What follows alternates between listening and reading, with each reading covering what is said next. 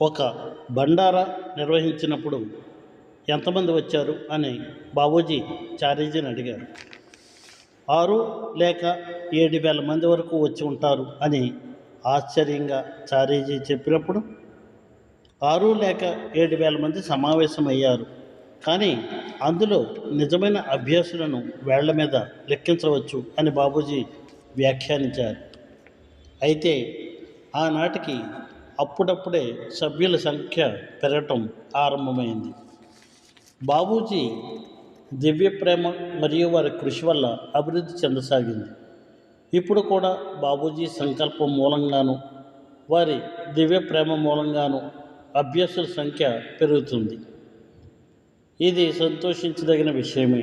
అంటే నిజమైన అనుచరులు ఎవరు అని విశ్లేషించాల్సి వస్తే వారిచ్చే దివ్య దశలను పొందడానికి అనుక్షణం వేచి ఉండేవారుగానే ఉంటారు.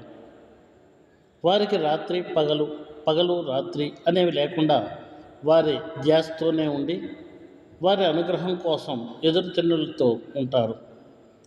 అలా దీక్షతో వారిలో లీనమై ఉన్నప్పుడు మీ శరీరం యొక్క స్పర్శ కూడా తెలియనిదిగా ఉంటుంది. వారి దివ్య సంకల్పము, దివ్య కృప అటువంటి స్థితిని కలుగజేస్తాయి. మంచి చెడుల గురించి మనం ఆలోచిస్తాం, కానీ బాబూజీకి అటువంటివి ఉండవు. ఆయన ఒక దివ్యమాత వంటి వారు. మానవాళి అందరూ వారి పిల్లలే. తమ పిల్లలందరినీ వారు అక్కడికే చేరుస్తారు. ఆ శుభతరుణం వస్తుంది. నిజంగా చెప్పాలంటే రియాలిటీ అనేది ఇలానే ఉంటుంది అని వర్ణింపనలవి కాదు. అది మాటలతో చెప్పడానికి వీలు పడదు. అది కేవలం అనుభూతిగా మాత్రమే తెలుస్తుంది.